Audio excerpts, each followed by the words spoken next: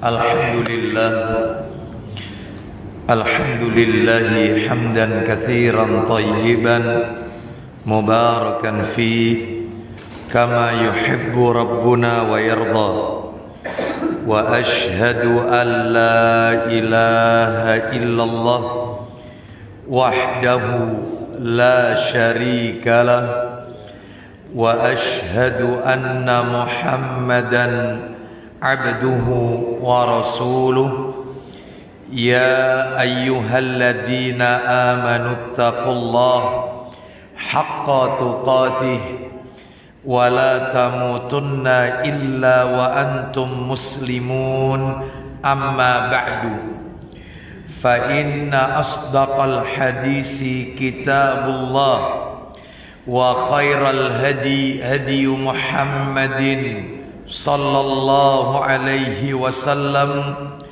wa syarral umuri muhdatsatuha wa kullu muhdatsatin bid'ah wa kullu bid'atin dhalalah wa kullu dhalalatin finnar. Ikhwan wa akhawati fillah, bapak-bapak, ibu-ibu, kaum muslimin dan muslimah, jamaah majelis taklim Ashabul Hijrah yang semoga dimuliakan oleh Allah Subhanahu wa taala. Kepada segenap pengurus takmir Masjid Ar-Rahman Primkopal Juanda yang semoga dirahmati oleh Allah Subhanahu wa taala. Tidak ada kata yang patut kita ucapkan di malam hari ini selain rasa syukur kita kepada Allah Subhanahu wa taala atas segala karunia nikmat yang telah Allah berikan kepada kita. Di antara kenikmatan-kenikmatan tersebut yang kita rasakan pada malam hari ini, diberikannya kita kemudahan oleh Allah untuk duduk sejenak mendengarkan ayat-ayat Allah, mendengarkan sabda-sabda baginda Rasul sallallahu alaihi wasallam melalui talabul ilmi, menuntut ilmu. Semoga amal soleh yang kita lakukan pada malam hari ini diawali dengan sholat isya berjamaah dan dilanjutkan dengan talabul ilmi, tercatat di sisi Allah sebagai pemberat timbangan amal kebajikan kita kelak di yaumil mizan. Bapak ibu kaum muslimin dan muslimah rahimani wa rahimakumullah, pada malam hari ini kita akan lanjutkan pembahasan kita. Seperti biasa, kajian kita yang semestinya Jumat pekan yang keempat, karena satu dan lain hal pekan yang lalu kami uzur, dan kami sampaikan jazakumullah khairan kepada segenap pengurus Majelis Taklim Ashabul Hijrah yang masih memberikan waktu kepada kami, sekalipun malam hari ini kita berada di Jumat pekan yang kelima, yang terakhir.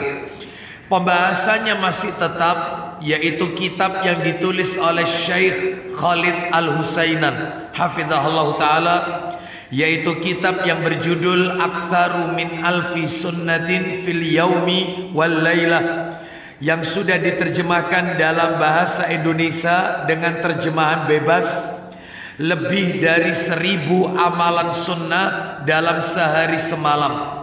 Dan cetakan terjemahannya diterbitkan oleh Pustaka Imam Asy-Syafi'i. Bapak ibu sekalian rahimani wa rahimakumullah, jika pada pertemuan yang lalu kita telah menuntaskan, masih ingat terkait dengan apa? Sutra, sunnah dalam sutra, ya, sutra di dalam salat. Adapun pada malam hari ini kita akan membahas salat sunnah sehari-hari. Bab yang berikutnya adalah salat sunnah sehari-hari. Bagi bapak ibu yang memiliki bukunya, itu tercantum di halaman yang ke-46. Dan bapak ibu kalau pengen tahu, mulai dari halaman 46 sampai halaman 60, Di buku lebih dari 1000 amalan sunnah dalam sehari semalam, itu semua berbicara tentang sholat sunnah. Mulai dari sholat sunnah rawatib, mulai dari sholat sunnah duha, mulai dari semua sholat sunnah. Jadi kurang lebih sekitar 14 halaman berbicara tentang sholat sunnah. Makanya kajian kita, bab yang kita angkat ke permukaan malam hari ini adalah yaitu sholat sunnah sehari-hari. Agar materinya tertata dengan baik, saya mencoba untuk mengurutkan dari awal supaya enak mempelajarinya. Saya bagi menjadi 2 bagian materinya, jadi 2 pembahasan supaya enak tersistematis, tidak melebar kemana-mana.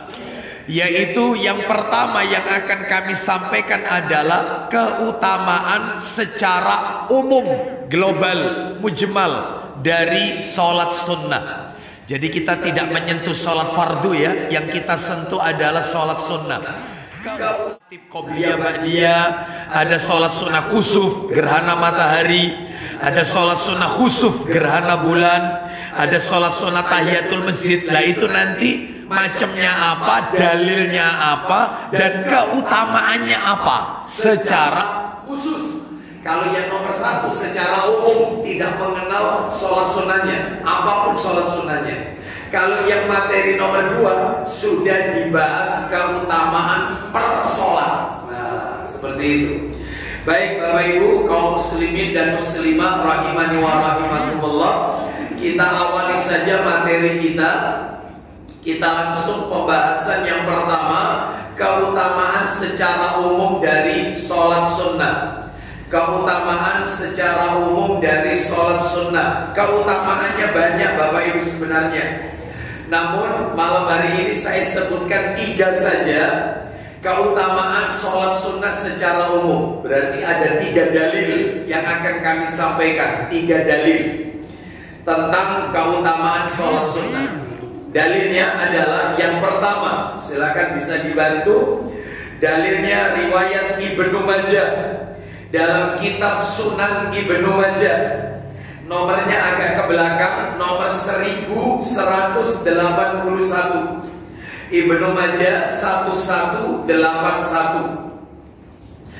An Tamim Ad-Dari radhiyallahu anin Nabi sallallahu alaihi wasallam qala awwalu ma yuhasabu bihil abdu yaumal qiyamati salatuhu. 1181 ya, 1181. Fa in akmalaha kutibat lahu nafilatan, fa in lam yakun akmalaha qala Allah subhanahu li malaikatihi unduru hal tajiduna li abdi min tatawwu fa'amilu biha ma dhayya'a min faridatihi summa tu'khadul a'malu ala hasabi dzalik. Silakan. Yaitu 1181 dari Tamim Ad-Dari. Dari Tamim Ad-Dari radhiyallahu anhu, dari Nabi sallallahu alaihi wasallam, beliau bersabda. Apa isi sabdanya? Yang pertama kali dihisab dari seorang hamba di hari kiamat adalah sholatnya. Sholat yang pertama kali akan diaudit oleh Allah, diperiksa dari seluruh amal ibadah yang lain. Sholat yang pertama kali akan ditanya oleh Allah. Lanjut. Jika dia menyempurnakannya, apabila sholatnya itu sempurna, maka akan ditulis baginya yang sunnah. Maka akan ditulis baginya dari yang sunnah. Mungkin Bapak Ibu bertanya, yang dimaksud dengan sholat yang sempurna itu apa? Yang dimaksud sholat sempurna itu, Bapak Ibu sekalian rahimani wa rahimakumullah, Nabi SAW itu pernah bersabda bahwasanya sholat itu dibagi menjadi 3 bagian. Kata Nabi, yang sepertiga itu rukuk, yang sepertiga itu sujud, yang sepertiga itu adalah yaitu tohar, bersuci. Apabila 3-tiganya ini dia jalankan, dia penuhi hak-haknya dengan sempurna, rukuk rukuk yang benar bagaimana dia penuhi itu, sujud yang benar itu bagaimana, tata cara toharoh bersuci, entah wudhu, entah tayamum yang benar bagaimana. Kalau ketiga ini dia penuhi hak-haknya, maka sholatnya dianggap sempurna, dan sempurna pula amalan-amalan yang lain. Tuh, intinya ya tiga ini: rukuk, sujud, dan yaitu toharoh. Oleh karena itu, dan termasuk di dalam dalil yang lain, termasuk khusyuk, tumanina, dan yang lainnya. Jadi saya ulang, apabila dia hamba tersebut menyempurnakan sholatnya, maka akan ditulis baginya yaitu yang sunnah. Jadi kalau fardunya sempurna, yang sunnah otomatis akan ngikut. Lanjut. Dan jika dia tidak menyempurnakannya, apabila hamba tersebut tidak menyempurnakan dari sholat fardunya sempurna, maka Allah berfirman kepada malaikatnya. Apa kata Allah Ta'ala kepada para malaikatnya? Silakan. Lihatlah, apakah kalian menemukan pada hambaku dari sholat sunnahnya? Coba kau lihat, apakah hambaku memiliki sholat sunnah? Ini loh pentingnya melakukan sholat sunnah. Makanya jangan meremehkan sholat sunnah. Ya ini keutamaannya ada di sini. Allah sendiri yang berkata kepada para malaikatnya, coba kau lihat, kalian lihat, apakah hambaku memiliki sholat sunnah? Lanjut. Maka sempurnakanlah dengan sholat. Ya, maka sempurnakanlah dengan sholat sunnah tersebut dari sholat wajibnya yang hilang. Nah, maka jadikan sholat sunnah tersebut sebagai penutup penyempurna dari sholat fardunya yang hilang atau yang cacat, yang tidak sempurna. Ya, mungkin karena dia sholat tidak khusyuk, mungkin sholatnya tidak tumanina, kan banyak godaan-godaan setan dalam sholat itu. Saya sudah sampaikan pada materi yang lalu di majelis taklim yang lain, mungkin di YouTube juga sudah ada. Godaan-godaan setan dalam sholat itu kan jumlahnya ada 7, Bapak Ibu. Di antaranya adalah salah satu godaan setan dalam sholat. Yang pertama, lupa bacaan. Yang kedua, godaan ini ada dalilnya dalam Sahih Muslim. Yang kedua adalah dibuat orang itu mengingat sesuatu di luar sholat, sehingga dia bisa lupa jumlah rakaat. Nah ini, dia ingat semua ketika sholat, padahal ketika dia gak sholat, dia gak ingat. Itu tipu daya setan. Yang ketiga, dibuat orang itu suka menguap, nakok ketika sholat. Itu godaan setan yang ketiga. Yang keempat adalah godaan setan, dibuat orang itu suka melirik ke kanan, melirik ke kiri, menoleh ke kanan, atau menoleh ke kiri. Dan itu kata Nabi, ikhtilas, sabaran tamparan setan. Gimana caranya orang itu gak fokus ke arah kiblat, dia menoleh, menyimpang dari arah kiblat. Loh, coba sampai seperti itu. Yang keempat. Yang kelima adalah dibuat orang tersebut yaitu tidak merapatkan soft, sehingga celah dalam soft itu adalah merupakan jalan atau tempat syaitan. Jadi soft yang tidak rapat. Nah itu yang kelima. Yang keenam, membiarkan yaitu orang lewat melalui, yaitu memutus sholatnya. Sebab kata Nabi, kalau kita sholat lalu kemudian kita sudah memasang sutra dan sholat kita akan dilalui orang, maka hadanglah, tahanlah dia. Jika dia tetap tidak mau, ingin tetap lewat di situ, pukullah, karena bersama orang itu adalah korin atau syaitan. Nah, Nabi mengatakan, makanya kalau dibiarkan maka sholat kita terputus. Nah ini godaannya itu. Dan yang terakhir, yang ketujuh, dimunculkan was-was. Ini kentut apa enggak, terutama kalau sujud. Ada terjadi sesuatu dalam perut kita, sehingga kita dalam hati was-was, ini batal apa enggak, ini batal apa enggak. Sehingga untuk mengatasi ini, simple kata Nabi, ada dua syaratnya. Yang pertama, bau dan suara. Kalau kau tercium bau, maka batal sholatmu. Atau tidak bau tapi terdengar suara, batal. Ya, karena ada yang nggak pakai suara tapi bau. Ya, ada. Nah, itu juga batal. Pokoknya syaratnya dua, simple. Kalau kau tidak mendapati dua hal itu, nggak ada suara, nggak ada bau, teruskan. Karena itu was-was yang setan munculkan. Ini batal apa tidak, wudu lagi apa tidak, sehingga nggak fokus dengan bacaan dan yaitu tidak khusyuk tentunya. Nah kembali ya, seperti yang tadi dibaca oleh Pak Didi tadi, kalau sholat wajibnya itu tidak sempurna, gitu ya, maka jadikan sholat sunnahnya sebagai penyempurna. Lanjut, terakhir. kemudian amalan-amalan yang lain juga akan dihisab seperti itu. Artinya yang dihisab pertama kali itu yang wajib dulu. Kalau yang wajib sempurna, yang sunnah akan ikut dengan sendirinya. Tetapi kalau yang wajib itu tidak sempurna, maka yang amalan-amalan sunnah akan menjadi penyempurnanya. Contoh masalah puasa, yang wajib kan Ramadan. Lah yang namanya puasa Ramadan mungkin dia tidak sempurna. Mungkin ketika puasa Ramadan menggunjing orang saat puasa. Mungkin ketika puasa Ramadan menghibah, membicarakan aib orang. Mungkin ketika puasa dia melakukan perbuatan yang bisa, yaitu mengurangi nilai kadar pahala puasanya. Mungkin dengan melakukan perbuatan yang tidak ada manfaatnya, memperbanyak tidur, memperbanyak yaitu bermain game dan seterusnya, bukan ibadah.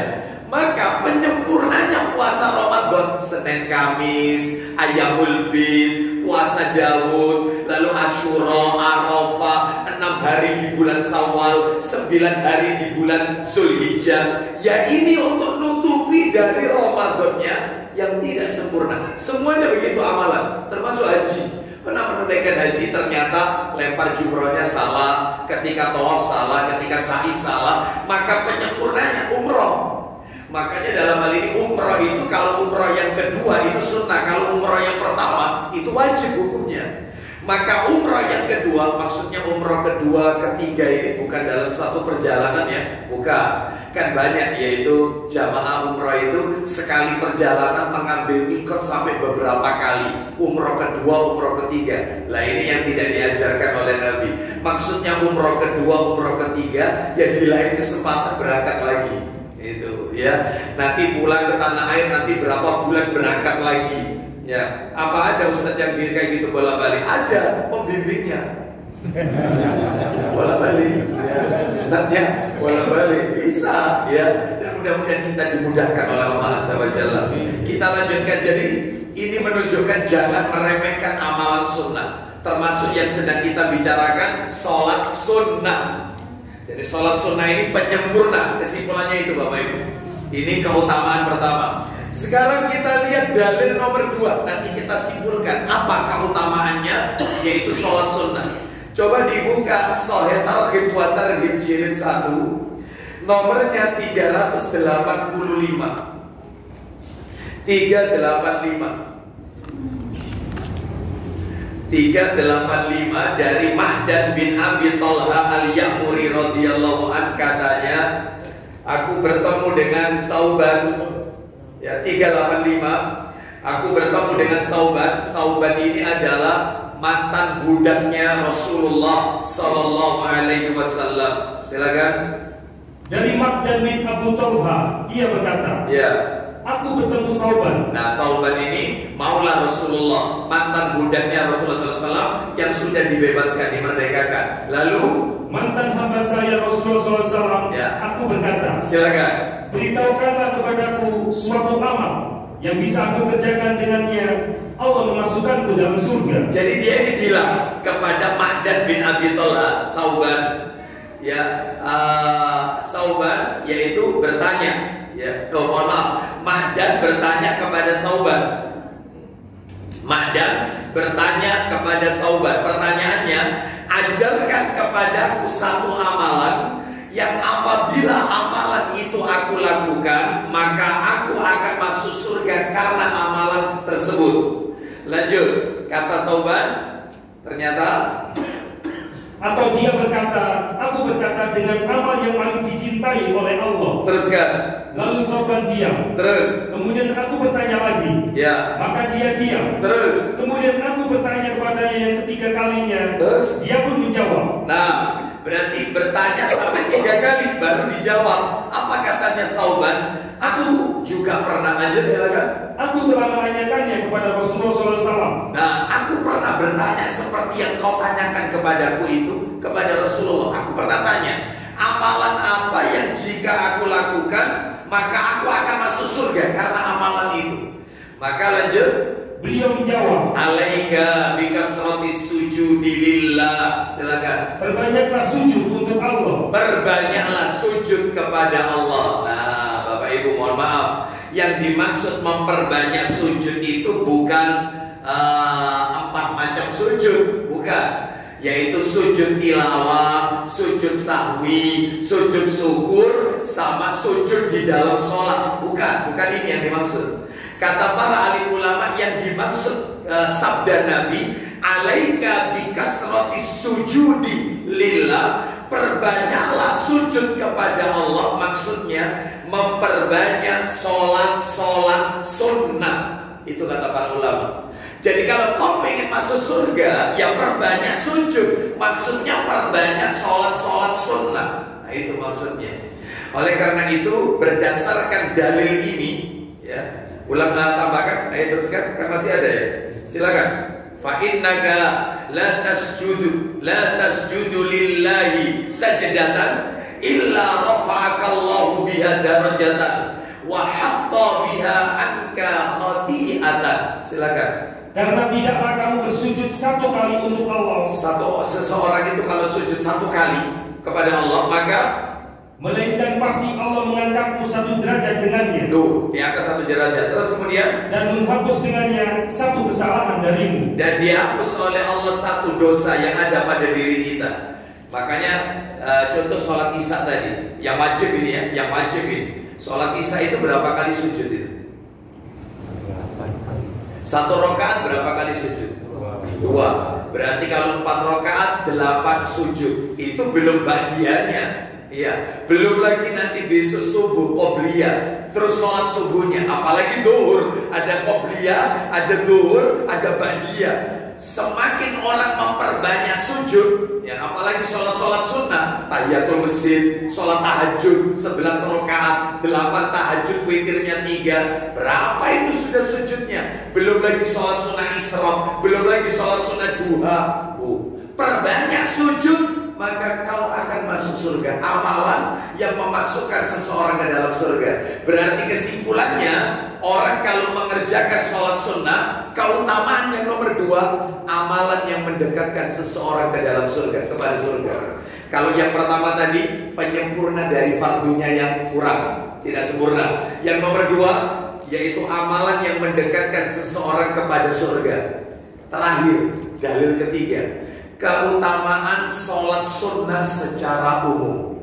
Tolong dibuka, yaitu Sahih Targhib wa Tarhib jilid 1, nomornya 436, riwayat Muslim ini ya, 436 ya, 436. Ya, kita dengarkan an Jabir bin Abdullah radhiyallahu anhu qala Rasulullah sallallahu alaihi wasallam, idza qada ahadukumus salata fi masjidihi falyaj'al li baitihi nasiban min salatihi fa innallaha ja'ilun fi baitihi min salatihi khairan. Silakan. Dari Jabir, yaitu bin Abdullah radhiyallahu anhu, dia berkata, ya, Rasulullah SAW bersabda, isinya, apabila salah seorang dari kalian menyelesaikan sholatnya di masjidnya. Nah, apabila salah seorang di antara kalian telah menyelesaikan sholat fardu di masjid, berarti wajibnya di masjid. Lanjut. Maka hendaknya dia menyisakan sebagian sholatnya untuk rumahnya. Sholat sunnahnya di rumah, jangan dihabiskan semua di masjid. Rasulullah itu rumahnya dekat sama Masjid Nabawi, tapi tidak pernah kita temukan satu pun hadis. Saya ulang ya, satu aja hadis Nabi sholat sunnah di Masjid Nabawi. Ya, Nabi sholat sunnah di rumah, apalagi qobliyah ba'diyah, nggak pernah di masjid. Meskipun rumah Nabi dekat Masjid Nabawi, meskipun pahalanya sholat di Masjid Nabawi 1000 kali ketimbang sholat di masjid-masjid yang ada di muka bumi ini, kecuali Masjidil Haram dan Masjidil Aqsa. Seperti itu ya. Baik. Nah, kerjakan sholat sunnah di rumah. Kenapa Pak Didi? Orang itu kalau sholat sunnahnya di rumah, kenapa? Silakan. Karena Allah menjadikan kebaikan dari sholatnya, yaitu di rumahnya. Baik. Karena Allah akan menjadikan kebaikan di rumah orang tersebut sebab sholatnya. Bahkan dalam riwayat Muslim dikatakan Allah akan memberikan kebahagiaan dalam rumah tersebut. Makanya kalau kita ingin menciptakan baiti jannati dalam rumah tangga kita, salah satu tipsnya adalah bangunlah masjidul bait, masjid di dalam rumah alias musola. Bapak Ibu, dulu di zaman Nabi, para sahabat itu setelah mereka membuat rumah, mereka mengundang Rasul, yaitu untuk Rasul sholat di rumahnya. Sebab apa? Sebab tempat bekas Rasul sholat itu dijadikan musola oleh mereka. Istilahnya masjidul bait, masjid di dalam rumah. Ini penting. Makanya kalau bisa rumah itu ada musolanya. Gimana rumah antum ada musolanya kan? Sudah ya? Insya Allah. Ya, sebab saya pernah diundang seseorang acara pindahan ya, dia baru renov rumah ya di sebuah perumahan elit ya di Surabaya. Itu kita diundang, saya disuruh ngisi kajian. Setelah itu nggak banyak sih, hanya keluarga sama teman koleganya saja. Setelah kajian, maka para tamu diminta untuk meninjau isi dalam rumahnya. Masya Allah. Itu kita masuk ke dalam kamarnya, buka tabir, seret kolam renang. Masya Allah. Kamar ini, ya, tabir kolam renang. Masya Allah. Ya, belum lagi lantai atas ada ruang bermain anak-anak, ada dapur basah, dapur kering. Belum lagi nanti ada karpotnya, belum ada tamu, bahkan di belakang masih ada dia nandur, suka nandur. Ada pisang, ada ini, macam-macam. Masya Allah. Besar rumahnya. Setelah keliling saya tanya, musolanya mana ya? Musolanya mana? Dia bilang, tuh, Ustaz mau sholat? Enggak, saya bukan mau sholat, ini belum waktunya untuk sholat. Cuma saya tanya musola, antum buka kamar kolam renang, antum ini kamar mandi, macam-macam sudah, mewah sudah. Mana musolanya? Di mana musolanya? Enaknya di mana? Lu kok enaknya di mana? Kenapa tidak dipikirkan dari awal? Ini penting. Dulu sahabat Nabi itu kalau bangun rumah, mereka ngundang Rasul supaya sholat di rumahnya. Ya seperti itu. Ya bis sekarang Ustaz sholat atau di mana? Bis nanti itu tak pakai ya. Ya Allah, orang Arab ini saat jadi ngomongnya gini. Ya. Jadi Bapak Ibu sekalian, rahimani wa rahimakumullah, ini menunjukkan kepada kita pentingnya kita sholat sunnah di rumah. Ya, baik. Sekarang kita akan lanjutkan materi yang nomor 2, Bapak Ibu. Materi yang nomor 2.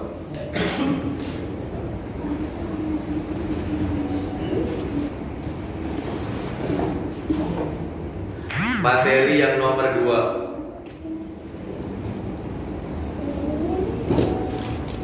Ya, materi yang nomor 2 adalah macam-macam sholat, lalu dalilnya dan keutamaan sholat sunnah secara khusus. Bapak Ibu, total ini ya, total dari sholat sunnah yang Nabi ajarkan, totalnya ini ya, total yang Nabi ajarkan semua sholat sunnah itu adalah jumlahnya 21, Bapak Ibu. Ada 21 sholat sunnah yang Nabi ajarkan. Yang pertama, saya sebutkan dulu satu persatu, saya tidak saya beri dalil. Nanti dalilnya setelahnya ya, sambil kita lihat waktunya kalau memang mencukupi. Yang pertama adalah sholat sunnah yang Nabi ajarkan. Yang pertama, sholat kusuf. Kita urut. Diurut apanya Ustaz? Diurut sesuai penomoran hadis. Dalam Bukhari dulu, habis Bukhari Muslim, nomornya diurut. Setelah Muslim tingkatan kedua itu Abu Dawud. Setelah Abu Dawud baru kemudian Tirmidzi. Setelah itu An-Nasa'i, lalu kemudian Ibnu Majah dan seterusnya. Kita urut. Jadi yang nomor 1 adalah sholat kusuf. Apa itu kusuf? Sholat gerhana matahari. Ya, sholat gerhana matahari. Yang kedua, sholat khusuf, pakai kha. Sholat gerhana bulan. Ini ya, baik. Sholat khusuf. Yang ketiga adalah sholat di lembah Al-Aqiq. Apa itu lembah Al-Aqiq? Yaitu Miqat Zulhulaifah yang sekarang terkenal dengan nama Bir Ali. Nah, jadi bagi para jamaah haji atau umroh yang berangkatnya itu yaitu dari Madinah, umrohnya ya, Surabaya direct Madinah. Lah dari Madinah kalau mau umroh ke Mekah kan ikotnya Bir Ali itu. Sebenarnya nama yang benar bukan Bir Ali, Zulhulaifah. Tidak ada satupun hadis Nabi yang menyebutkan kata Bir Ali. Tidak ada. Tidak ada. Yang benar itu Zulhulaifah. Lalu dari mana asalnya kata ini? Yaitu dari orang-orang Syiah. Birun Ali, yaitu sumur. Birun itu sumur Ali. Jadi orang-orang Syiah membuat dongeng palsu. Mereka mengatakan dulu di situ itu ada sumur angker yang dihuni oleh jin. Lalu kemudian Ali bin Abi Thalib radhiyallahu an bertengkar dengan jin tersebut, dimenangkan oleh Ali. Sejak saat itulah disebut Bir Ali, sumur Ali, karena orang Syiah mengkultuskan Ali. Nama yang benar Zulhulaifah. Ini mikot yang dekat dengan penduduk Madinah. Kurang lebih kalau naik bis ya 40 menit lah, 40 menit. Jaraknya 12 kilo dari Masjid Nabawi, kurang lebih. Lah sholat di sini, kenapa? Karena di sini mengandung berkah. Nanti dalilnya ya, yang penting kita tahu ada sholat di situ di lembah Al-Aqiq, ya, mikot Zulhulaifah. Nomor 4 sholat tahiyatul masjid, tahiyatul masjid. Yang kelima sholat sunnah ba'diyah Jumat, ba'diyah Jumat. Yang nomor 5. Yang nomor 6, loh, ba'diyah Jumat iya, qobliyah Jumat nggak ada. Qobliyah Jumat tidak ada. Yang ada itu ba'diyah Jumat, Bapak Ibu. Yang nomor 6 adalah sholat istisqa, minta hujan. Apa perlu sekarang sholat istisqa? Nampaknya tidak ya, karena nampaknya sudah mulai masuk musim hujan. 2 hari ini alhamdulillah Allah turunkan rahmatnya, yaitu turunnya hujan. Sholat istisqa, minta hujan. Yang ketujuh, sholat 2 rakaat setelah mimpi buruk. Sholat sunnah 2 rakaat setelah mimpi buruk. Nih, nomor 7. Nomor 8, sholat sunnah tohur. Nomor 8, sholat sunnah tohur. Apa itu sholat sunnah tohur? Sholat sunnah ba'da wudhu, setelah wudhu sholat sunnah, ya. Ini nomor 8. Nomor 9, sholat sunnah rawatib. Nah ini qobliyah ba'diyahnya di sini, ya. Sholat sunnah rawatib. Yang nomor 10, nah, nomor 10 ini dan nomor 11 ulama beda pendapat. Ada yang mengatakan sahih, ada yang mengatakan hadisnya dhaif. Syekh Muhammad Nasiruddin Al-Albani rahimahullah mengatakan sahih, sedangkan ulama yang lain mengatakan dhaif. Yang nomor 10 adalah sholat sunnah hajat. Syekh Albani mengatakan sahih. Bahkan ada itu di Sahih Ibnu Majah, disahihkan oleh Syekh Albani. Kita tulis saja, sampai ada ulama yang mengatakan untuk kehati-hatian, lakukan sekali seumur hidup. Sekali aja sudah, jangan dijadikan rutin, sekali aja sudah. Karena ulama yaitu perselisihannya kuat sekali. Yang nomor 11 ini semakin kuat perselisihan, yaitu sholat sunnah tasbih. Sholat sunnah tasbih. Sebagian mensahihkan Syekh Albani rahimahullah, dan yang lain yaitu mengatakan riwayatnya dhaif. Ya, jadi setelah Al-Fatihah membaca surah, setelah baca surah membaca Subhanallah walhamdulillah wala ilaha illallah wallahu akbar, itu 15 kali. Terus ruku, habis ruku membaca Subhana rabbiyal azim wa bihamdi 3 kali, lalu dilanjutkan Subhanallah walhamdulillah wala ilaha illallah wallahu akbar 10 kali. Yang 15 kali itu ketika berdiri saja. Jadi kalau di total kurang lebih 1 rakaat itu 70 kali. Sedekap 15 kali, rukuk 10 kali, ketika i'tidal 10 kali, sujud 10 kali, duduk di antara 2 sujud 10 kali, sujud lagi 10 kali. Berapa total? Tapi dihitung. Ya sedekap 15, rukuk 10, berapa? 5. I'tidal 10. Ya, sujud 10. Duduk di antara dua sujud 10. Sujud lagi 10. Nah, ketika mau berdiri, yaitu duduk sejenak itu 10. 75 lalu berdiri. Jadi 1 rakaat 75, kalau 2 rakaat 150. Itu subhanallah, walhamdulillah, wala ilaha illallah. Baik, kita lanjutkan. Terus kemudian yang ke-12, sholat sunnah di Masjid Quba. Sebab Nabi bersabda, sholatun fi Masjid Quba ka'umratin. Sholat di Masjid Quba itu pahalanya seperti umrah. 2 rakaat di Masjid Quba tidak butuh waktu 5 menit, ya. Kurang dari 5 menit itu pahalanya seperti umrah, ya. Dan Nabi punya kebiasaan setiap hari Sabtu beliau ke Masjid Quba. Masjid Quba sama Masjid Nabawi 10 kilo. Jadi Masjid Nabawi ke Masjid Quba itu 10 kilo. Dulu Nabi tiap Sabtu, yaitu beliau ke Masjid Quba. Nah, sudah sampai? Oh, belum sampai. Nah, ya. Baik, kita lanjutkan. Terus kemudian yang ke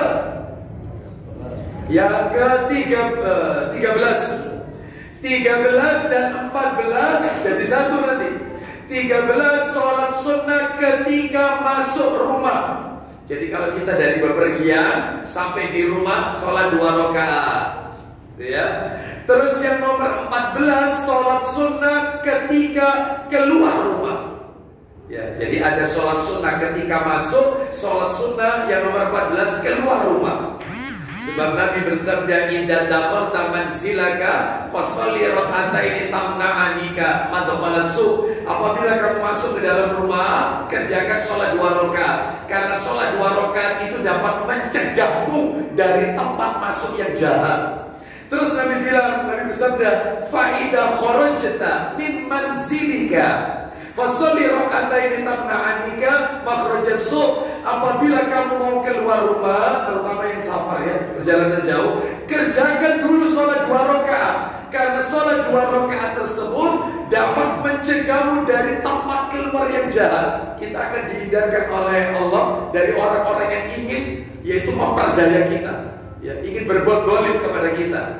Ya, misalnya alamatnya itu tidak ditunjukkan, mana yang jangankan Ustaz sekarang apa, ada apa tanya orang, wong pakai map ini aja sudah. Tuh, jangan yang gitu.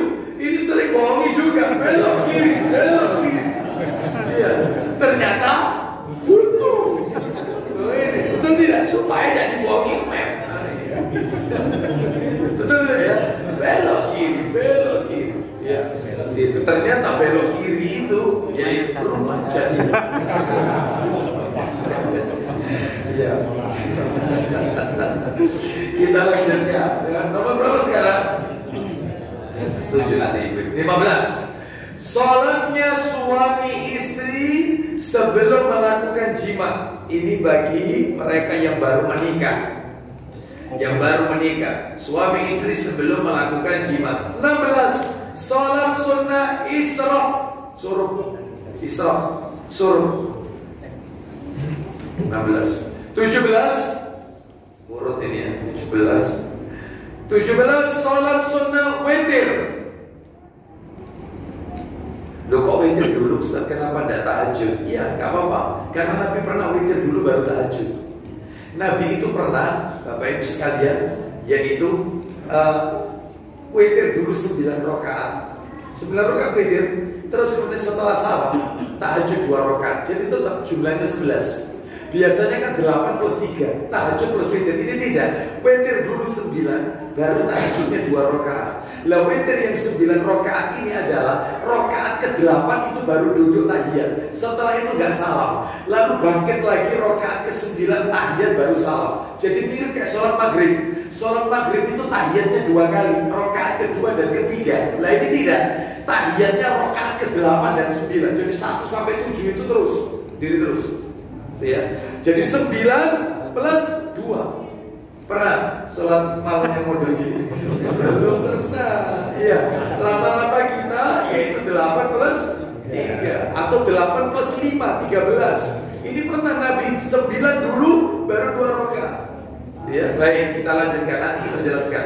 Sholat witir. Terus yang nomor 8, sholat sunnah tahajud.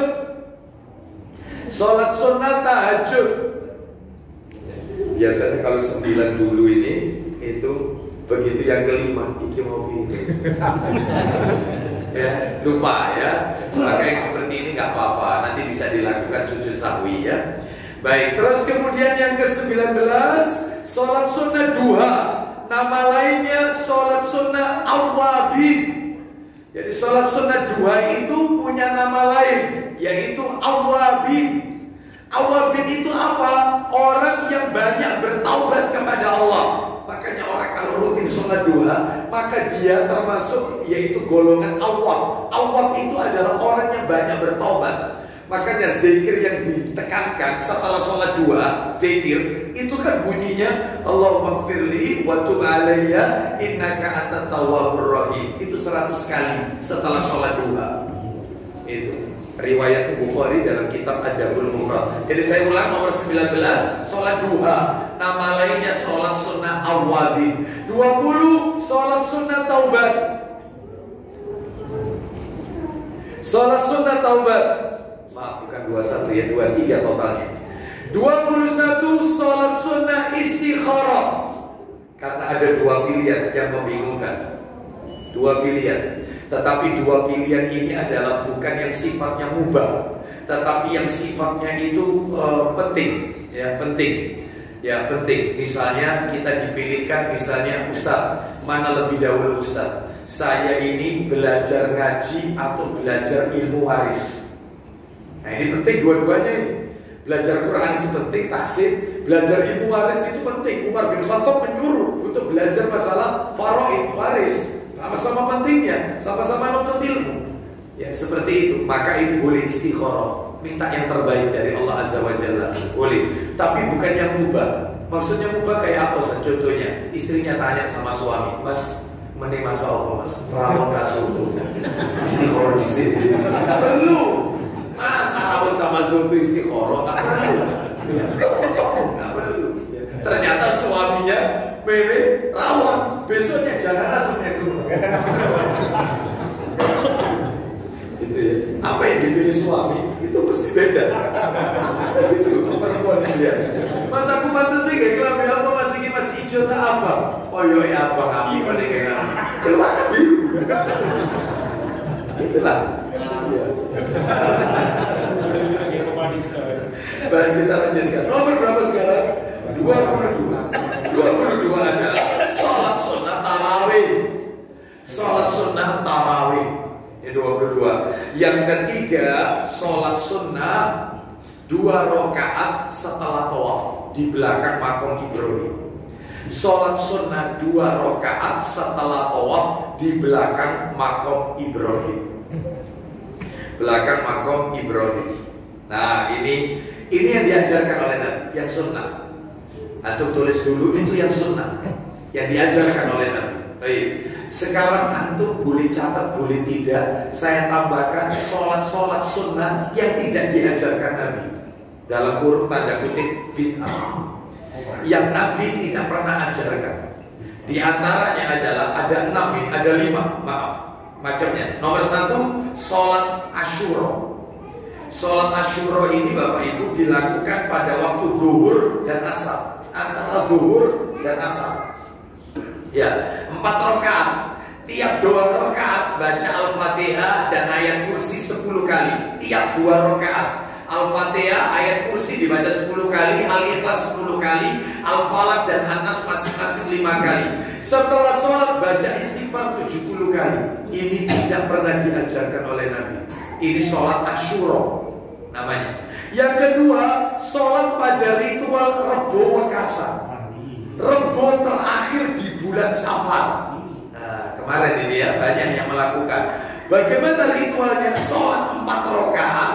Tiap rakaat baca Al-Fatihah dan baca Al-Kautsar. Inna a'tainakal kautsar 17 kali, Al-Ikhlas 15 kali, Al-Falaq dan An-Nas masing-masing 2 kali. Itu tiap rakaatnya. Dan ini jumlahnya 4 rakaat. Itu akhir bulan Safar. Ritual Rebo Wakasa. Yang ketiga, sholat Raghaib. Banyak ini. Sholat Raghaib. Ritual di bulan Rajab. Raghaib ini di bulan Rajab. Caranya dilakukan sebanyak 12 rakaat Waktunya itu maghrib sampai isya. Maghrib sampai isya kok waktunya. Ya, tiap 2 rakaat salam. Tiap rakaat baca Al-Fatihah terus surat Al-Qadr, yaitu inna anzalnahu fi lailatul qadr 3 kali dan Al-Ikhlas 12 kali. Ya nutut itu waktunya. Bisa itu. Tapi cepet ini. Terus setelah salam, setiap 2 rakaat, kan ini 12 rakaat berarti 6 kali salam. Setiap salam baca sholawat 70 kali. Kemudian sujud ini ritualnya. Lalu membaca subuhun kudusun malaikati waruh 70 kali. Itu ya, sholat rogoin. Yang keempat, sholat malam Mi'raj di bulan Rajab. Jadi di bulan Rajab ini ada 2 Bapak Ibu sekalian, yaitu ritual yang tidak diajarkan Nabi. Salah satunya ini nomor 4, sholat malam Mi'raj. Jadi malam Isra Mi'raj itu ada istilah sholat malam Mi'raj. Yang terakhir nomor 5, sholat nisfu Sya'ban di bulan Sya'ban pertengahan ada sholatnya. Mereka melakukan sholat. Dan ini semua tidak pernah diajarkan oleh baginda Nabi SAW. Bahkan para sahabat pun tidak pernah melakukannya. Baik, sekarang kita akan masuk pada yaitu rincian satu persatu bersama dengan dalilnya. Nah, ini ya. Baik, sudah masuk. Alhamdulillah, jazakallah khair. Iya. Pegang aja situ awalnya. Ya situ aja. Yang pertama adalah apa tadi nomor 1? Sholat kusuf, ya betul ya. Sholat kusuf, sholat gerhana matahari. Yang nomor 2 sholat apa? Khusuf, sholat gerhana bulan. Mana dalilnya? Dalilnya Sahih Bukhari. Buka Bukhari. Ada ya? Nah ini Pak. Silakan. Nomornya asli 546. Mohon maaf. Itu nomor cetakan terjemahan 546. Maaf, 546. Sedangkan nomor aslinya 1040. Yang mana? Ya 546. Kalau yang nomor itunya aslinya itu 1040, 1040. Nah, kita dengarkan dari mana itu Abu Bakar radhiyallahu anhu. Silakan. Dari Abu Bakar radhiyallahu anhu ia berkata, kami berada dekat Rasulullah SAW ketika pada suatu hari terjadi gerhana matahari. Ya. Rasulullah SAW berdiri seraya menghela cadarnya. Terus sampai masuk masjid. Lanjut. Kami pun masuk pula ke dalam masjid. Lanjut. Beliau sholat dengan kami 2 rakaat sampai matahari terang kembali. Sampai matahari terang kembali. Ya. Terus Nabi SAW bersabda, nah, inna syamsa wal qamara la yankasifani li mauti ahadin. Silakan. terjadinya gerhana matahari dan bulan bukanlah karena seseorang meninggal dunia. Bukan. Jadi adanya gerhana matahari, adanya gerhana bulan itu tidak ada kaitannya dengan seorang tokoh, seorang alim yang meninggal. Enggak ada. Itu adalah khurafat. Yang benar, fa idza ra'aitumuhuma fasallu wad'u hatta yukshafa ma bikum. Silakan. Maka apabila kamu melihat keduanya, tolong digarisbawahi kalimat itu. Ulang lagi Pak Didi. Maka apabila kamu melihat keduanya, kalau kita tidak lihat maka tidak perlu sholat gerhana. Bisa jadi di satu daerah lihat, di satu daerah nggak lihat. Maka yang daerah nggak melihat nggak perlu sholat gerhana. Seperti itu. Terus lanjut, sholatlah dan berdoalah hingga segalanya terang kembali. Kita pernah seperti ini Bapak Ibu sekalian. Jadi diinfokan di media waktu itu gerhana bulan waktu itu. Kalau tidak salah waktu itu tengah dini hari jam 1 apa setengah 2 malam waktu itu. Kita ada di Nurul Sunnah, ya, di Nurul Sunnah yaitu di Banang, ya. Teman-teman kita, saudara kita yang ada di Nidaul Fitrah Sidoarjo itu juga akan menyelenggarakan sholat gerhana juga. Kita telepon mereka, gimana? Antum sudah kelihatan? Belum Ustaz? Setelah itu kita telepon agak lama gitu. Kelihatan Ustaz, sudah kelihatan. Oh iya, baik, kita mau sholat ini. Oh iya, khotibnya ada sendiri. Lah kita di Nurul Sunnah lihat, nggak kelihatan. Maka kalau sudah nggak kelihatan, maka nggak perlu sholat. Ya, karena sholat ini dilakukan kalau kita terlihat dan tidak perlu memakai alat-alat semacam teropong. Jadi mata telanjang kelihatan gerhana, maka baru sholat, termasuk gerhana matahari. Sehingga jika tidak terlihat, maka tidak perlu, apalagi melintas di wilayah lain, sekalipun sesama Indonesia. Sedangkan kita ada di wilayah barat, ya Indonesia barat, maka tidak lihat, maka tidak perlu sholat. Ya, jadi kalau lihat saja sholat. Dan bagaimana sholatnya? 2 rakaat, 2 rakaat. Ya, 2 rakaat. 1 rakaat itu berapa kali ruku? Berapa kali ruku? 2 kali ruku. Berarti 2 rakaat ada 4 kali ruku, Bapak Ibu sekalian. Ya, baik. Jadi dan ini insya Allah Bapak Ibu tahu semua kan tata caranya sholat gerhana. Kita lanjutkan sekarang, yaitu yang nomor 3. Nomor 3. Yang nomor 3 adalah sholat di lembah Al-Aqiq atau Miqat Zulhulaifah.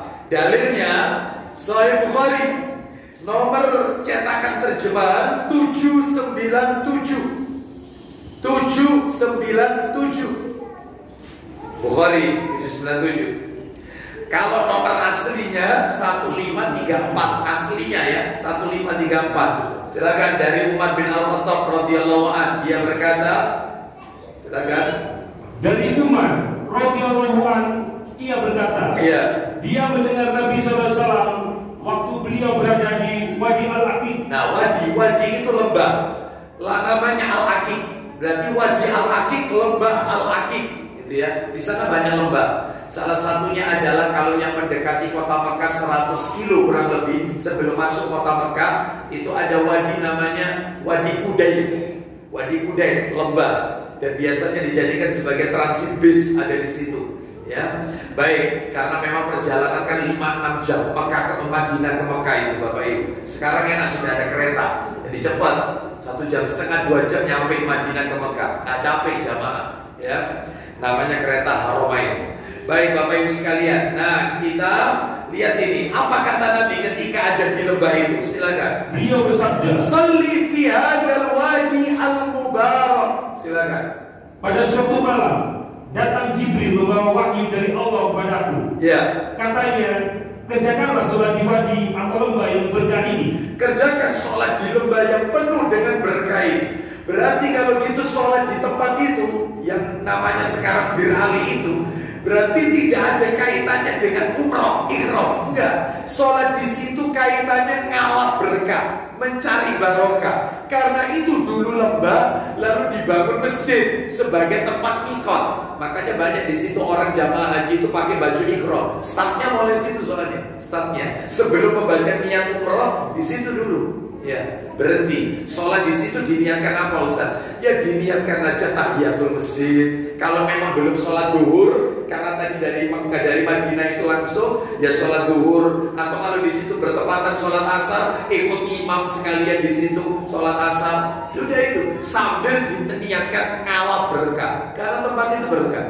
Ya, Wadi Al-Aqiq. Jadi nggak perlu kita itu pergi ke tempat-tempat yang tidak disyariatkan, ke gua-gua, ya, ke tempat petilasan, ya, ke makam-makam orang-orang soleh. Maka seperti ini tidak diajarkan oleh Nabi. Kalau memang ziarah kubur itu tidak mengenal kuburan-kuburan tertentu dan tidak mengenal musim-musim tertentu, waktu-waktu tertentu, kapanpun boleh kalau ziarah. Baik, jadi mudah-mudahan kita di lapangan rezeki sehingga bisa menunaikan ibadah haji atau umrah. Kita lanjutkan nomor 4, sholat tahiyatul masjid. Dalil Sahih Muslim. Cetakan terjemahannya 677. Cetakan terjemahan 677. 677. Nomor aslinya 714. Nomor asli ya 714. An Abi Qatadah radhiyallahu anhu qala Rasulullah sallallahu alaihi wasallam, "Idza dakhala ahadukumul masjida falyarka' rak'ataini qabla an yajlis." Silakan. Dari Abu Qatadah radhiyallahu anhu ia berkata, Iya. Rasulullah SAW bersabda. Perhatikan baik-baik, pelan-pelan Pak Didi, karena kalimatnya ini bisa kita ambil pelajaran. Silakan. Apabila kamu masuk masjid, Masuk masjid, terus sholatlah lebih lebih dahulu 2 rakaat. Sholatlah lebih dahulu 2 rakaat sebelum kamu duduk. Nabi nggak pernah mengatakan, saya ulang, Nabi tidak pernah mengatakan apabila kamu masuk masjid maka sholatlah lebih dahulu tahiyatul masjid. Nggak pernah. Yang Nabi katakan apabila kamu masuk masjid sholatlah 2 rakaat lebih dahulu. Sehingga Bapak Ibu, sholat apapun yang kita lakukan pada saat masuk masjid maka itu sudah bagian dari tahiyatul masjid. Seperti itu. Makanya Bapak Ibu tidak usah bingung kalau timernya masjid menjelang iqamah cuma 5 menit atau 3-4 menit, sedangkan Anda pengen tahiyatul masjid, Anda pengen qobliyah. Nggak usah bingung, cukup aja 2 rakaat. Lu niatnya apa? Niatnya masuk masjid sholat 2 rakaat, maka 2 rakaat ini sudah mewakili tahiyatul masjid plus qobliyah plus sholat sunnah ba'da wudu, semuanya masuk itu 2 rakaat ini.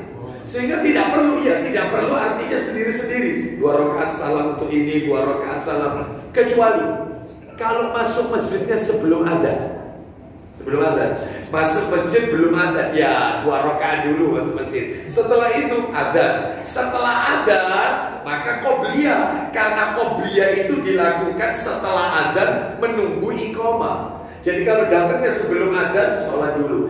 Kalau datangnya pas adzan, apa yang kita lakukan? Kalau adzannya bukan adzan Jumat, maka dengarkan adzan dulu. Dengarkan adzan, berdiri dulu, dengarkan adzan sampai la ilaha illallah, baca doa setelah adzan sebagaimana yang pernah saya sampaikan di majelis ini, lalu sholat 2 rakaat. Lah ini sholat apa ini? Kalau memang waktunya panjang, ya silakan tahiyatul masjid dulu, mau qobliyah dulu nggak apa-apa. Tapi kalau waktunya pendek, maka cukup 2 rakaat. Lah kalau adzan Jumat, adzannya pas adzan Jumat, ya langsung sholat. Jangan nunggu adzan selesai. Karena apa? Karena menirukan menjawab adzan hukumnya sunnah, sedangkan mendengarkan khatib hukumnya wajib. Ya, maka jangan mendahulukan yang sunnah meninggalkan yang wajib. Jadi langsung sholat kalau adzan Jumat. Baik, seperti itu Bapak Ibu sekalian. Jadi ini masjid, ya masjid. Ustaz, batasannya masjid. Batasannya masjid. Kata para alim ulama, kata Syekh bin Baz rahimahullah, kalau masjid itu punya pagar, maka semua yang ada di dalam pagar masjid itu berlaku hukum-hukum masjid, berlaku. Apa saja itu? Tidak boleh jual beli, sekalipun online, nggak boleh. Termasuk juga boleh tahiyatul masjid meskipun itu di parkiran mobil, karena masjid itu punya pagar. Semua yang ada di dalam pagar masjid berlaku. Bahkan i'tikaf di tempat itu boleh, karena masuk wilayah masjid. Kecuali masjidnya tidak punya pagar, nggak apa-apa. Atau misalnya pagarnya sedikit sehingga semua yang di luar pagar maka berlaku bebas, boleh jual beli, boleh transaksi jual beli, bahkan mengumumkan barang hilang di luar masjid, ya, di luar pagar boleh. Tetapi kalau di dalam masjid nggak boleh. Maksudnya di dalam pagar. Masjid ini ada pagar, pembatas. Bukan. Ya ini, ya nanti apa itu? Nggak ada ya, ada teras. Berarti jalan depan itu nggak apa-apa jual beli. Ya, misalnya saya pernah menjumpai ada masjid. Ini masjid, meja ini masjid. Pagernya, maksud saya pagernya masjid. Masjidnya ya ini, masjidnya ini. Ini tempat isu ini. Nah ini masjidnya. Ternyata di sini ada rumah ustaz, ya, rumah kisah, rumah ustaz, dan kemudian ada rumah tahfidz atau apa dan seterusnya. Nah ini. Maka karena ini satu pagar di dalam masjid, sehingga nggak boleh terjadi jual beli. Tanya harga, tanya rego nggak boleh. Untuk biru nggak boleh, karena Anda sudah berada di dalam masjid. Termasuk mohon maaf nawarkan brosur umroh nggak boleh. Ya, termasuk spanduknya, misalnya spanduknya ada sponsornya. Sponsornya apa? Bahkan ini aja nggak boleh. Sudah ini apalagi dalam masjid. Ini merek ini nggak boleh. Lo ustadznya pakai gamis ada mereknya sininya. Ayo, ya Pak, ada merek nih. Gimana? Tanya sama ustadznya. Dia termasuk endorse apa tidak? Kalau ustadznya endorse, ya apa itu istilahnya itu? dia dapat sesuatu model. Ya, dia dapat sesuatu dari perusahaan itu, maka ya nggak boleh. Tetapi kalau ustadznya pakai merek tertentu, gamis itu, suka-suka dia perkara orang mau niru dia, ingin beli baju seperti itu, ya nggak apa-apa, silakan. Dia sama sekali nggak dapat royalti dan seterusnya. Dia tidak ingin berjualan. Nah, ustadznya membagikan buku. Setelah itu nanti, tolong itu bentuk fotokopiannya diganti. Nggak boleh, karena di dalam mesin atau di luar pagar, di dalam pagar mesin. Nggak boleh. Makanya kalau ada guest house di dalam pagar, sholat di dalam pagar ini tahiyatul masjid bisa, termasuk bagian masjid ini. Semua yang ada di dalam masjid itu bagian masjid, Bapak Ibu. Sehingga berlaku hukum-hukum masjid. Hati-hati. Iya, seperti itu. Kadang-kadang ada tempat wudhu itu bagus. Ya, hemat air. Ya, karena orang boros itu teman saya kampung gitu. Keren ya. Terus belakangnya ada, bawahnya kecil, bawah kanan kecil pojok tulisan disponsori oleh. Nah itunya nggak boleh itu sponsor nggak boleh. Nah, dia baik. Termasuk yang pakai peci tahu. Ya. Lah ini jual beli apa bukan? Bukan, karena dipakai ya. Bukan endorse itu. Bukan endorse ya, seperti itu. Bukan endorse ya. Banyak sih pakai baju tahun ya, tidak diperjualbelikan ya. Artinya dalam hal ini selama itu bukan bisnis nggak apa-apa ya. Wallahu a'lam bishawab. Kita lanjutkan. Ya, contoh pesan apa ini dalam hal ini yaitu memesan sesuatu ya, barang. Nah, terus dia menanyakan harganya. Ini berapa harganya? Kamu beli berapa? Terus terjadi tawar-menawar.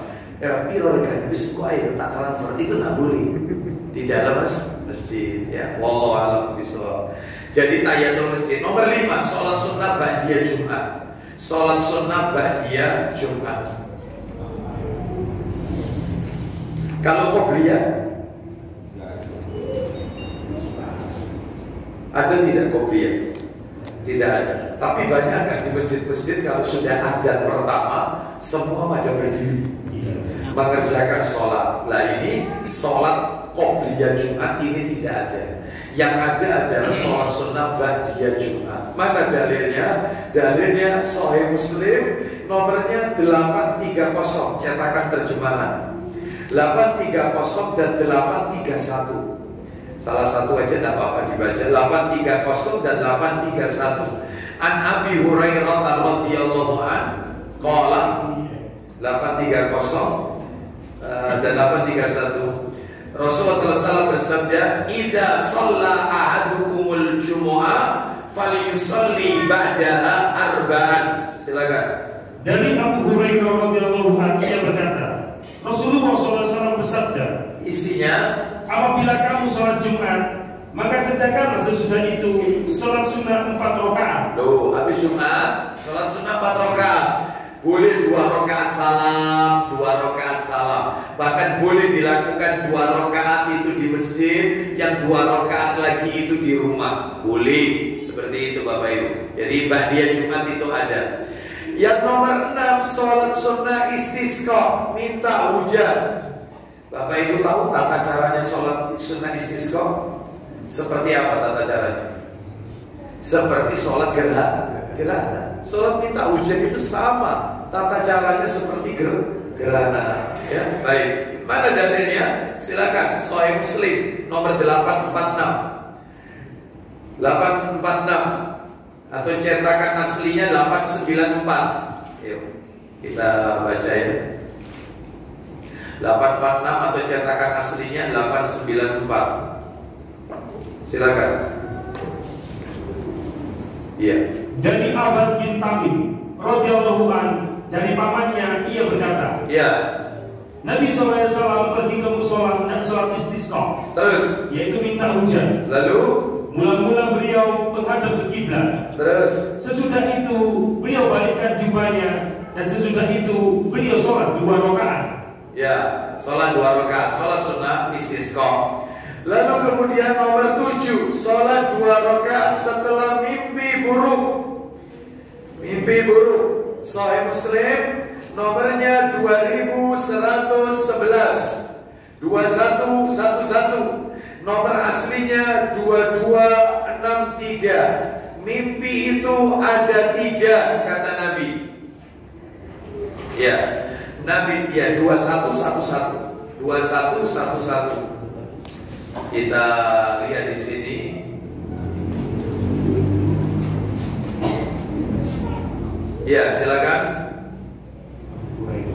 Dari Abu Hurairah radhiyallahu anhu. Silakan. Dari Abu Hurairah radhiyallahu anhu, dari Nabi sallallahu alaihi wasallam, beliau bersabda. Nah, ini perhatikan. Nabi sallallahu alaihi wasallam bersabda, "War-ru'ya salasatun." Silakan. Apabila hari kiamat telah dekat, jangan mimpi seorang muslim yang tidak benar. Lanjut. Mimpi yang paling benar ialah mimpi yang selalu berbicara benar. Terus. Dan mimpi seorang muslim adalah sebagian dari 45 macam nubuwah. Juz'un min 45 juz'an minan nubuwah. Silakan. Mimpi itu ada 3 macam. Nah ini war-ru'ya salasatun. Mimpi itu ada 3 macam. 1, mimpi yang baik adalah kabar suka dari Allah. faru'ya salihati bushra minallah. Mimpi yang baik nomor 1, datangnya dari Allah, kabar gembira dari Allah. Nomor 2, waru'ya tahzinun minasyaitan. Silakan. Mimpi yang menakutkan atau menyedihkan datangnya dari syaitan. Mimpi yang di dalamnya terdapat permainan-permainan syaitan sehingga kita menjadi sedih, menjadi takut. Nomor 2 ini. Yang nomor 3, waru'ya mimma yuhaddisul mar'u nafsahu. Silakan. Dan mimpi yang timbul karena ilusi angan-angan atau khayalan seseorang. Baik, dia menghayalkan apa terbawa mimpi. Berikutnya poinnya, fa in ra'a ahadukum ma yakrahu falyaqum falyusalli. Silakan. Maka karena itu, jika kamu bermimpi yang tidak kamu senangi, bangunlah. Terus Kemudian sholat. nah, kalau kita mimpi buruk, bangun. Setelah itu kemudian sholat 2 rakaat. Ya, kalau mau diurut dari awal, itu di nomor sebelumnya Pak Didi, nomor 2110. Jadi begitu kita mimpi buruk, menyeramkan, menakutkan, maka kita meludah ke kiri, yaitu 3 kali. Meludah cuma meniupkan angin aja, gitu aja, ya. Seperti itu. Lalu kemudian baca ta'awudz 3 kali. A'udzubillahi minasyaitonirrajim. A'udzubillahi minasyaitonirrajim. A'udzubillahi minasyaitonirrajim. Kalau kita ingin melanjutkan tidur kembali, maka posisi tidurnya dibalik. Ketika mimpi dia menghadap kemana, lalu ingin melanjutkan tidur, maka dirubah menghadap kemana. Jadi bukan bantalnya yang dibalik. Bukan bantalnya yang dibalik. Merubah posisi tidur. Kalau mau bangun sholat, itu tadi. Setelah mimpi buruk. Lah mimpi buruk itu kayak seperti apa? Seperti begini, kata para alim ulama, mimpi yang muncul dari permainan-permainan syaitan. Dan biasanya hewan-hewan tertentu, terutama kalau seseorang itu bermimpi hewan-hewan fawasik, hewan-hewan yang Nabi menyuruh kita untuk membunuh. Nah itu, ketika mimpi kita ketemu hewan itu, hewan yang Nabi perintahkan untuk dibunuh, sekalipun kita lagi pakai baju ihram, meskipun kita berada di tanah haram, boleh membunuh hewan itu, karena memang hewan perusak, hewan fawasik, hewan perusak. Di antaranya burung gagak. Mimpi ketemu burung gagak, nah ini dibunuh. Hewan ini adalah hewan yang harus dibunuh, maka ini tanda setan. Terus yang kedua ular. Ular itu hewan fawasik, hewan yang harus dibunuh. Ular itu ya. Tapi kalau rumah kemasukan ular, kata Nabi, rumah kita kemasukan ular, jangan langsung dibunuh, tapi disingkirkan aja, dibuang. Itu jangan dibunuh, jangan dipukul, jangan dibunuh. Itu kalau sampai 3 hari kita usir terus, tetap begitu. Hari keempat dia datang, kata Nabi, bunuhlah, karena dia adalah syaitan. Yang keempat. Sebab kalau yang kedua dia datang, yang ketiga tidak, maka itu adalah makhluk dari makhluk-makhluknya Allah, jin atau apapun. Jangan diganggu, jangan disakiti. Jadi diusir aja. Nah ini ular ya. Nomor 2. Nomor 3, anjing hitam, jelmaan syaitan, mimpi anjing. Yang keempat, tikus. Mimpi tikus. Ya, itu. Mimpi tikus saja nggak boleh, apalagi melihara hamster. Hamster itu satu spesies sama apa? Tikus. Kalau barbun satu spesies kan? Barbun satu spesies sama apa? Kelinci apa tikus? Kelinci. Oh, sudah ada kepastian ya. Kalau gitu nggak apa-apa melihara barbun, karena satu spesies dengan kelinci. Kalau satu spesies dengan tikus nggak boleh dipelihara, termasuk hamster, ya. Lalu yang kelima cicak, satu spesies dengan cicak, tokek dan seterusnya, maka ini harus dibunuh. Sehingga kalau mimpi hewan-hewan ini, maka harus dibunuh. Kalajengking masuk di dalamnya, termasuk. Maka dalam hal ini itu hewan-hewan. Ada juga yaitu di dalamnya mimpi yang menimbulkan kita, membuat kita sedih. Mimpi ketemu orang tua kita yang sudah wafat, yang di dalam mimpi tersebut terlihat kondisi orang tua yang memprihatinkan, sehingga kita anaknya menjadi sedih. Lah itu dari setan ya. Dari setan. Dan tidak perlu kita ngikuti sebagian orang yang kirim Al-Fatihah misalnya. Ya, kan gitu biasanya. Aku gak enak mimpi bapak itu koyo itu urusan kirim Al-Fatihah. Bukan. Ya. Sholat 2 rakaat, sholat dan mintakan ampun, bukan dikirim Al-Fatihah, mintakan ampun. Ya Allah ampuni dosa-dosanya dan seterusnya. Ya. Membuat kita sedih. Yang ke-8, sholat sunnah tuhur, sholat sunnah setelah wudhu. Sholat sunnahnya setelah wudhu, dalilnya adalah Sahih Targhib wa Tarhib jilid 1, nomornya 227 dari Uqbah bin Amir radhiyallahu anhu. 227 Uqbah bin Amir radhiyallahu anhu. Ayo. Sahih ya tuhur, sholat sunnah ba'da wudhu. Silakan. Ya, 227. Dari Uqbah bin Amir radhiyallahu anhu berkata, ya, Rasulullah SAW bersabda, apa isi sabdanya? Tidaklah seseorang berwudu lalu dia membaguskan wudunya dan dia sholat 2 rakaat. Membaguskan wudunya terus sholat 2 rakaat. Sholat sunnah ba'da wudu. Lanjut. Dia menghadap dengan hati dan wajahnya pada 2 rakaat itu. Terus, melainkan wajib untuknya surga. Wajib masuk surga. Asalkan khusyuk 2 rakaat pada wudhu ini. Setelah wudhu langsung sholat. Seperti itu. Boleh dijamak niatnya dengan tahiyatul masjid, boleh, karena sama-sama sunnah dan jumlah rakaatnya pun juga sama. Wallahu a'lam bishawab. Saya cukupkan sampai di nomor 8 saja Bapak Ibu. Karena saya harus konsul ke dokter, yaitu lumayan agak jauh di daerah Kelapis. Dari pemeriksaan ibu saya di rumah sakit BHC, ya. Jadi kita lanjutkan nanti pada kajian berikutnya nomor 9. Karena ini agak panjang, sholat sunnah rawatib qobliyah ba'diyah. Lah itu nanti yang akan kita bahas rinci tata caranya bagaimana dan seterusnya. Wallahu a'lam wa bishawab. Ya. Baik, sampai di sini ada yang mau ditanyakan Bapak Ibu? Ya, silakan Bapak. Masalah sholat sunnah ini,